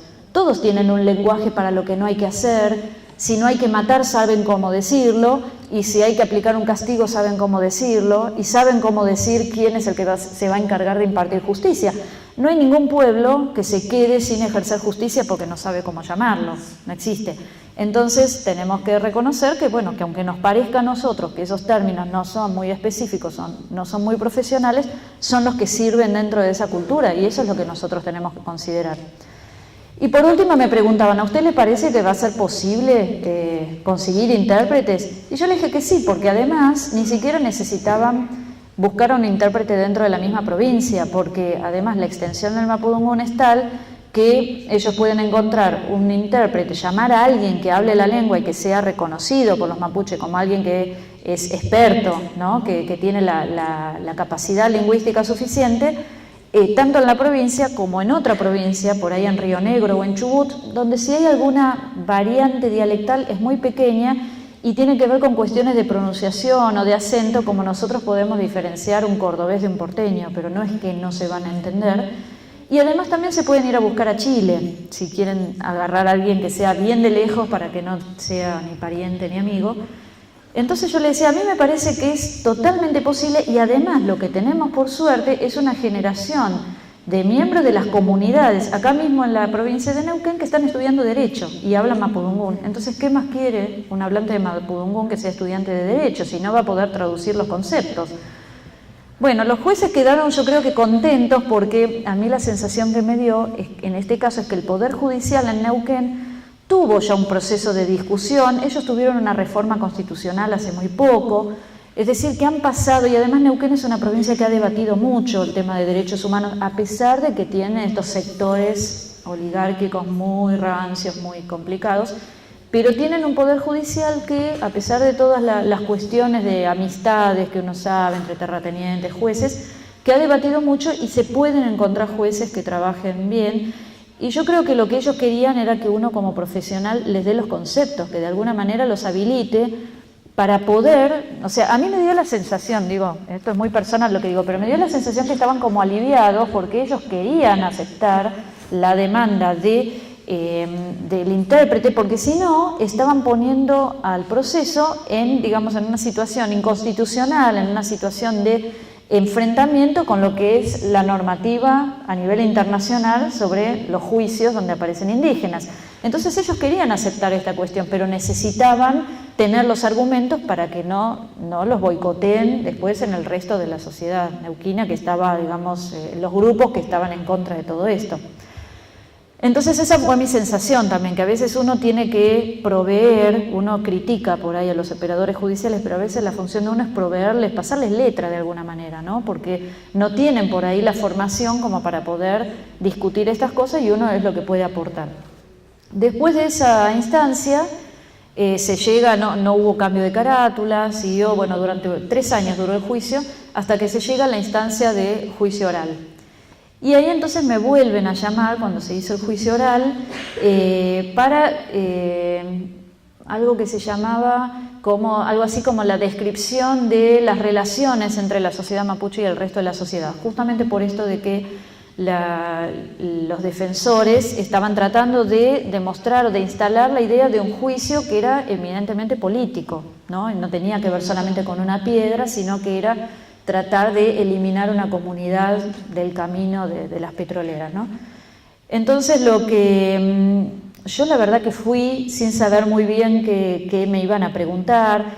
Los abogados tienen una manera distinta de trabajar que los antropólogos, no sé cómo habrán sido la experiencia en Tucumán, pero a mí lo que me da la sensación es que nosotros lo pensamos y hablamos, y ellos en una tarde resuelven, y me tenían con el corazón en la boca hasta el día anterior, y yo viajé, porque yo les decía, ¿qué digo? A ver si tengo que estudiar algo, tengo que preparar algo. Y llego el día anterior, me reúno con ellos como a las 10 de la noche, el juicio era al día siguiente a las 8 de la mañana, y me dicen, no, te vamos a preguntar esto y esto. Ah, bueno, entonces yo me voy pensando, bueno, que eso me van a preguntar. Y yo le dije, pero yo quiero hablar del racismo en el medio de todo esto. Me dicen, no, porque eso puede pegar muy mal, la gente... O sea, el racismo existe en nuestro país, pero no se le puede decir racista a nadie. Nadie es racista, porque entonces uno pasa a ser el culpable porque lo ofendió al otro. Me dijiste racista. El tipo puede decir cualquier cosa, pero no se le puede decir racista. Bueno, entonces me dicen, no hables de racismo por las dudas. En el medio lo que había ocurrido, y que tengo que contar, y por eso estoy contando esto, es que al haber definido el juicio como una cuestión política y al haberse instalado la idea de que era una cuestión que involucra a un pueblo originario, no solamente a una mujer que apareció por ahí, según el Código Penal y Procesal de Neuquén, cuando la pena prevista es mayor de 4 años, y acá se estaban pidiendo 15, tiene que haber un jurado popular, o sea, no solamente el juicio es oral, sino que tiene que intervenir un jurado popular, y se dice en el código que ese jurado tiene que tener al menos la mitad de su conformación perteneciente al mismo entorno sociocultural de los acusados. Eso se hizo, digamos, como garantía de defensa, digamos, para darle, digamos, como oportunidad a los acusados de no ser juzgados por personas totalmente diferentes. No lo habían pensado para mucho, lo pensaron para otra clase de sectores subordinados, villeros, por ejemplo. Entonces ese jurado popular tiene que estar por lo menos la mitad de 12, entonces de 12 personas que están en el jurado, que tienen una experiencia muy extraordinaria, porque tienen que estar encerrados todo el tiempo que dura, o sea, los llevan a la sala y se los llevan vigilados a un hotel y no pueden hablar entre ellos y no pueden hablar con nadie, y no pueden leer los diarios, en una presunción, digamos, de aislamiento que no existe, porque todos tienen su celular y tienen Facebook y se enteran de todo lo que se está hablando, pero bueno, se trata, digamos, de limitar las posibilidades de influencia sobre ellos. Y de estas 12 personas del jurado, entonces 6 tienen que pertenecer al entorno sociocultural del acusado, las otras 6 al azar, o sea que puede ser que haya más, y además 6 varones y 6 mujeres, ¿no? Y esa es la manera de repartir la pertenencia del jurado. Entonces se armó ahí el tema, porque cuando la fiscalía y la querella dice, bueno, va a tener que ser juicio por jurados, por la pena que se está pidiendo, entonces al toque los abogados defensores dijeron, entonces la mitad tiene que ser mapuche. No, pero ellos son neuquinos como cualquier otro, y entonces que sean neuquinos, no, porque son mapuche. Entonces el problema en el que se vio la justicia provincial es que tuvo por primera vez en su historia que definir estrictamente quién es mapuche y quién no, para poder llamarlo como jurado, ¿no? Entonces ahí nos vimos en un problema, porque nuestro país es un país donde normalmente se viene invisibilizando la presencia indígena, y se vuelve a visibilizar cuando son los propios indígenas los que dicen, estamos acá, ¿no? No somos crisol de razas, estamos acá. Pero si no, la postura, digamos, oficial es la del blanqueamiento, decimos, ¿no? Todo el mundo es blanco, salvo que se demuestre en contrario. Entonces, no es como en Estados Unidos, donde cada uno en su documento de identidad dice afroamericano, o dice nativo americano, o dice blanco, ¿sí? Acá no funciona de esa manera. Entonces tuvieron que crear mecanismos ad hoc para saber a quién podían llamar y para garantizar que hubiera la mitad mapuche, porque si no llamaban a la mitad mapuche, enseguida los abogados defensores iban a impugnar el juicio, porque no les estaban garantizando la mitad mapuche. Entonces el problema se presentó para los dos lados, para los jueces y fiscales que estaban como locos tratando de ver cómo identificar mapuches, y para la defensa también, porque ellos tenían miedo en realidad de que les hicieran trampa y que hicieran pasar por mapuches a gente que no fuera mapuche para condenarlos, porque tenían la expectativa, cosa que para mí no era tan clara, pero tenían la expectativa de que si tenían un jurado la mitad mapuche, esos jurados mapuches no los iban a condenar, no iban a votar en contra de ellos. Entonces, bueno, se empezaron a barajar distintas posibilidades, y ahí es donde me llaman a mí, otra vez como antropóloga, y que yo decía, lo que decía antes, a veces uno puede cumplir con las expectativas de la gente y a veces uno no puede. A mí me llaman primero los abogados defensores y me dicen, buenísimo, vos sos antropóloga, vos nos vas a decir quién es mapuche y quién no, porque querían hacer como, o sea, a los jurados los convoca el Poder Judicial, pero ellos querían hacer como una lista, como un listado de instrucciones, de condiciones que tenían que cumplir para ser reconocidos como mapuche, el mapuchómetro, como le decimos, ¿no? Querían el mapuchómetro. Yo les digo, no te puedo dar el mapuchómetro porque no funciona así. Porque no funciona para la antropología desde hace 30 años para acá. Antes sí, si esto hubiera pasado hace 30 años, llamaban a un profesor de la universidad que les mide el cráneo y les dice quién es mapuche y quién no es mapuche. ¿no? Porque lo que se hacía, o le saca una foto de frente y de perfil y te dice, este mapuche y este no. Pero ahora no, porque el criterio que funciona es el de la autoascripción, el de la autoidentificación. Si la persona no dice, yo soy mapuche, yo como antropóloga no tengo derecho a decirle que es mapuche. Me puedo quedar con la duda, puedo decir, pero si el papá se llama así, pero si la mamá hace tal cosa, pero no puedo yo imponerle una identidad que no tiene, porque el criterio, desde las ciencias sociales, es el de la autoidentificación. Y desde las organizaciones indígenas también han luchado durante mucho tiempo para poder autorreconocerse. Entonces lo que yo le decía a los abogados es que sería, digamos, una ventaja para resolver el juicio, pero sería un retroceso desde lo político. Todo lo que han venido luchando no podés pedir ahora que te pongan el mapuchómetro para garantizarte que vas a tener un jurado, digamos, con la mitad de personas que puedan ser favorables a tu caso. Entonces, bueno, me entendieron así. Los primeros que entendieron, el abogado no entendió tan rápido, pero los mapuches sí, enseguida me dijeron, sí, tenés razón, esto no funciona. Y lo que consiguieron, por suerte, fue que por primera vez, extrañamente, el tribunal habilitó como, digamos, la intervención de las autoridades tradicionales de la zona, que no estaban implicadas en el caso, pero que son las autoridades tradicionales que están por encima de este lonco y de esta dirigente que habían sido acusados, que es la zonal centro de la Confederación Mapuche Neuquina, que entonces se presentaron, pidieron la intervención, presentaron creo que una amicus curiae o algo así, uno de los métodos que tienen en la justicia para que un ciudadano pueda intervenir, y pidieron que se los escuche para poder intervenir en definir quién es mapuche y quién no, y lo hicieron con el argumento de que en la propia Constitución Nacional dice que van a ser consultados los pueblos originarios cuando se traten temas que los afectan, y ellos dijeron, a nosotros esto nos afecta, entonces tenemos derecho a ser consultados, y exigieron que se les hiciera un momento de consulta. Y entonces en esa consulta ellos lo que hicieron fue definir que, a falta de otras herramientas, por una cuestión práctica tenía que ser algo más o menos rápido y simple, que entonces al padrón que ya había armado la justicia, que se había adelantado y lo había armado llamando por teléfono a personas que están en la guía, eso significa que tienen teléfono fijo y por lo tanto que viven en áreas urbanas, a personas que están en la guía y que tienen apellido mapudungun, apellido mapuche, lo llamaban y le decían, ¿usted es mapuche? Entonces, si la persona decía que sí, la ponían en el padrón, ¿no? Pero imagínense el sesgo que esto tiene, el filtro que está teniendo, que está dejando afuera a toda la gente del campo que tienen celular, no tienen teléfono fijo, tienen celular, porque el teléfono fijo no llegó nunca, a todas las personas del campo y a todas las personas mapuche que tienen apellido español, árabe, se da mucho en Neuquén, que le han cambiado el apellido y que son mapuchísimos por ahí, pero se llaman González, ¿no?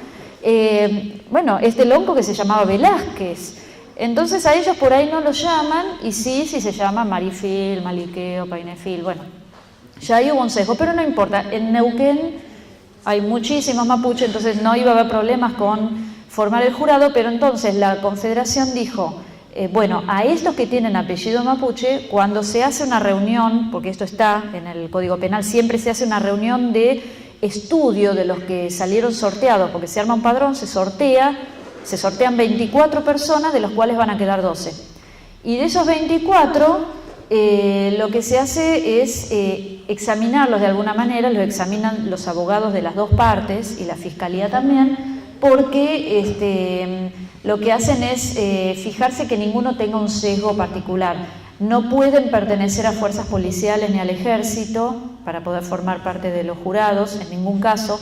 No pueden ser parte del gobierno y no pueden ser personas conocidas por una militancia antidemocrática, ¿no? Entonces, por ejemplo, en un caso que había habido un tiempo antes sobre gatillo fácil, donde el jurado popular termina condenando a un policía acusado de gatillo fácil, se había excluido a personas que eran conocidas, que habían hablado en algún momento a favor de la tenencia personal de armas, por ejemplo, por considerar que podían estar sesgados en esta opinión. Entonces, bueno, se pide que en esa audiencia de examen se le pregunte a estas personas si conoce, si saben cuál es su origen territorial y cuál es su origen familiar, es decir, su linaje. Si estas personas, además de llamarse, por ejemplo, Marifil, le sabía decir qué significa Marifilia, a qué linaje pertenece, ¿no? Qué significa, o si tenía, digamos, algún conocimiento sobre el origen de su familia, y si sabía de qué territorio provenía su familia, si le podía decir, bueno, sí, venimos de Picunleufú, o vienen de Aluminé, de la cordillera o de la meseta, alguna información que tuvieran. Entonces, en función de eso, para poder, digamos, elegir personas que tuvieran alguna compenetración con la cultura y que no sea solamente que heredaron un apellido. Esa fue la solución y a mí me pareció bien, porque digo, bueno, es una solución propia, que bueno, vamos a ver si funciona. Entonces, cuando se hace la audiencia, ya estuvieron elegidos los 12 jurados, 6 mapuches, 6 no mapuche, que podían ser cualquier cosa, y 6 varones y 6 mujeres, se hace la audiencia pública. La audiencia se hizo en algo que la parte acusada acusó, a su vez, de que se estaba haciendo un circo.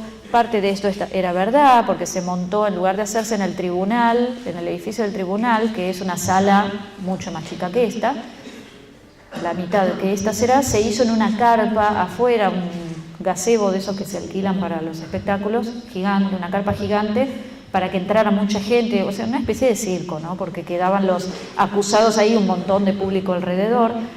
Ese espacio se dividió en dos, como en los casamientos, que van los que van del novio y los que van de la novia. Cuando uno entraba le preguntaban, ¿usted viene por las comunidades o viene por la víctima?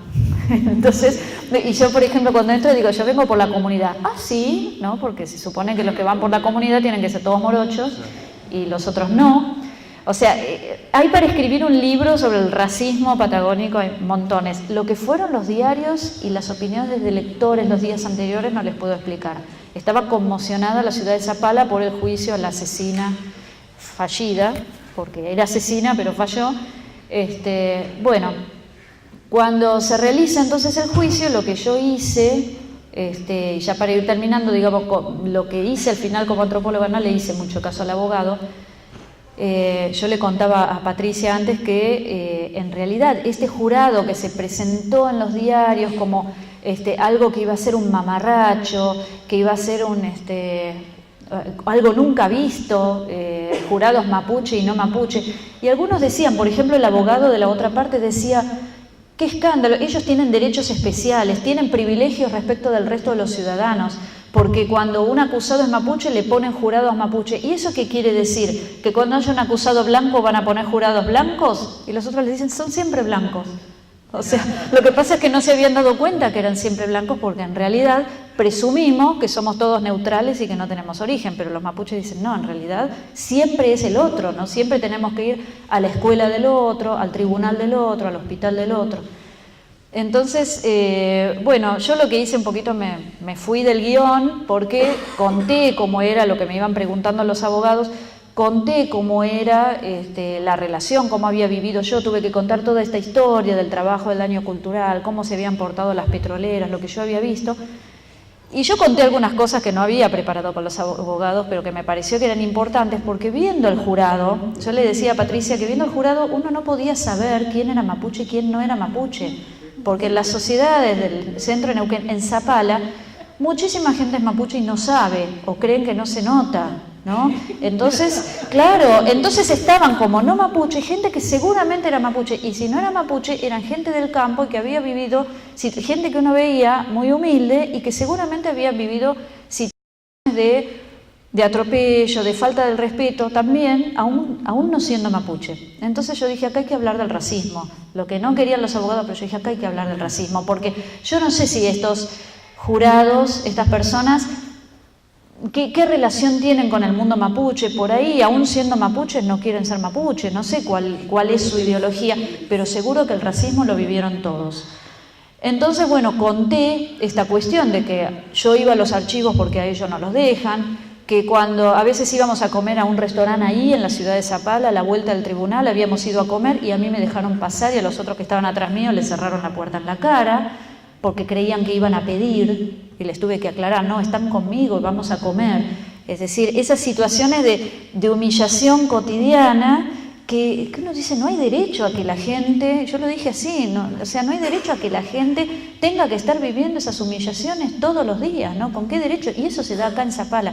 Y en un momento, bueno, yo veía al abogado que me hacía, porque en un momento les digo, y me pasó de estar en una reunión en el consejo escolar en Plaza Wincul, donde ellos estaban pidiendo una escuela porque quieren que los hijos estudien, no es que quieren ser diferentes y que no les valgan las comunes de la ley, sino que al contrario, quieren tener una escuela, pero quieren que ir a la escuela para los chicos no implique o vivir toda la semana fuera de su familia o que implique por ahí el riesgo de una camioneta que los iba a buscar todos los días en un momento y que cuando no volcaba se enterraban al barro, algo les pasaba porque hay mucha distancia en lugares donde no hay caminos. Ellos querían tener una escuela primaria dentro de la comunidad para que los chicos pudieran ir con más comunidad. Los comentarios de los maestros, algunos de los cuales serían maestros de estos chicos mapuches, eran terribles. Los comentarios de los maestros diciendo, vienen a pedir la escuela, pero después todos tienen 4x4, ¿no? Comentarios de ese estilo. Y yo lo escuchaba en los maestros, y yo lo dije ahí en la sala, digo, a mí me daba vergüenza escuchar que los maestros, a los cuales apoyamos después de todo corazón en todas sus luchas por mejoras de todo tipo, que después cuando hay un conflicto con el mundo mapuche reaccionen de esa manera, ¿no? Con ese nivel de prejuicio, de racismo. Y bueno, eso fue mi intervención, y lo que creo que resultó bien también es porque los abogados supieron mostrar esta cuestión de, digamos, de desigualdad y de cómo la petrolera había siempre, digamos, le había pasado por encima y cómo había una relación de poder tan desigual entre unos y otros. Los testigos mapuche, los que fueron por el lado mapuche, pusieron el acento también en cómo habían vivido de chicos, cómo habían sido siempre pobres, y ellos decían, bueno, nosotros siempre fuimos pobres y por eso nos pasa esto. Y ella, la acusada principal, contando su historia, ventilando como para que ya no se hable más, por qué era adoptada, por qué en su documento aparecía un apellido judío, etcétera, etcétera. Y cómo además en las instancias, en la misma sala, en la misma oficina donde el juicio de ellos había avanzado hasta ponerlos en esa situación por una piedra que le había roto el tabique a una persona, el chico baleado, que había habido un par de meses antes, que le habían tirado una bala de plomo y le había entrado en una pantorrilla, no solo nunca lo atendieron en el hospital, sino que la misma fiscal que actuó en esta causa había dejado que prescribiera la de ellos. La cajoneó hasta que prescribió, y eso lo dijeron en la sala. Bueno, a la semana siguiente del juicio tenían inspectores de medio ambiente de la provincia para atender las causas de contaminación, porque como se ventiló en el juicio empezaron a ir a la comunidad. Y además, bueno, lo que funcionó para que resulte bien el juicio es que los abogados de la defensa pudieron demostrar, haciéndole preguntas a los testigos que llevaba la parte acusadora, que en realidad nadie la había visto levantar una piedra y nadie pudo determinar quién había tirado esa piedra, ni si la piedra, nadie había visto nada. O sea, la parte acusadora, la parte de la víctima, como dicen, llevó policías y empleados de petrolera a favor de ella, y que cuando estaban ahí le decían, ¿pero usted vio a este señor Maliqueo que está acusado de daño? No, no lo vi en el lugar. ¿Lo vio levantar alguna piedra? No, no lo vi, nadie lo había visto. Y a ella, la principal acusada, la habían visto parada en un lugar del cual no había podido tirar nunca la piedra que lastimó a la oficial de justicia. Es decir, no es que la piedra no existió, ella terminó con una herida, o sea, ella es una víctima también en algún sentido, porque el Poder Judicial la mandó a cubrir esto y quedó ahí en el medio de una bronca que tenía, digamos, de la bronca que tenían la comunidad por cosas que venían pasando hace mucho tiempo. La piedra existió, lo que pasa es que la querella, en vez de buscar quién había tirado la piedra y en todo caso condenar al que tenía que ser condenado, aprovecharon, en realidad ella, yo digo, nadie la defendió a ella, ¿no? Porque aprovecharon la oportunidad para meter presos a 3 dirigentes que les molestaban en el camino de la petrolera, no importa si tiraron la piedra o no, y creyeron por la impunidad que tienen históricamente que iba a ser fácil y que los iban a mandar presos con esa excusa. Y como se encontraron con abogados que trabajaron bien y tuvieron además la inteligencia de buscar aliados políticos, así como del lado de la querella estaban los ex jueces de la dictadura, estaban los terratenientes, etcétera, ellos se relacionaron con los grupos de derechos humanos, los que están contra la violencia policial. En la sala del lado de la comunidad, como decían, del lado, o sea, las sillas que están de este lado, había una representante de la Correpi, estaba la hermana de Luciano Arruga, estaba Nora Cortiñas, en uno de los juicios fue Pérez Esquivel también. O sea, era muy notable quién estaba de un lado y quién estaba de otro. Después la Fiscalía, en una forma, digamos, demostrando también la actitud antidemocrática que tiene la Fiscalía, una vez que el juicio terminó y que terminaron absueltos los 3, Una vez que terminó el juicio, en las declaraciones a los diarios al día siguiente, dijeron que en realidad ese jurado no había sabido elegir, ¿no? O sea, no poniéndole la firma a la concepción racista. Entonces ese fue el costo, digamos, de este jurado por haberse presentado como jurado intercultural. Entonces, bueno, es un jurado de menor calidad que si hubieran sido todos blancos, ¿no? Pero bueno, lo bueno es que después de un juicio de 3 años, o sea, estar en una situación así judicial implica perder la vida en esos años, ¿no? Porque implicó tener que estar todo el tiempo pendientes, tener que ir a firmar cada 15 días para demostrar que no se escapaban, pero además hablar con abogados, ir a Buenos Aires, hablar con unos, con otros, tratando de volcar las cosas a su favor en un juicio que se veía como que estaba muy, muy en contra de ellos, ¿no? Realmente es perder la vida durante el tiempo que dura el juicio, ¿no? Así que bueno, para mí, digo, ya para cerrar, fue una experiencia de muchísimo aprendizaje. Me permitió a mí reflexionar sobre estos temas. Bueno, lo intercultural, como les decía, ¿no? ¿Qué es lo intercultural? Si poner 6 mapuches y 6 no mapuches es un jurado intercultural. En realidad, justicia intercultural sería otra cosa. En este caso, bueno, es lo que hubo, lo que había. Y bueno, es lo mejor que se consiguió, pero no nos podemos quedar con que eso es intercultural. En realidad, las organizaciones están demandando en este momento que haya instituciones de justicia intercultural, pero sobre otras bases, que no sea que solamente los llaman para jurado, ¿no? El tema del intérprete fue otro tema, porque después se trató de perjudicar el tema, llamando a un intérprete que no tenía nada que ver. Bueno, digamos, la justicia también tiene sus movimientos de inercia, ¿no? Cuando hace un avance también hay a veces movimientos de inercia en el cual vuelve al mismo lugar y parece que avanza muy despacio. Pero creo que fue una buena experiencia, no solo por el resultado, sino porque lo que nos obligó a todos a debatir y a discutir y a poner en cuestión los conocimientos previos que teníamos, ¿no? Bueno, eso es todo.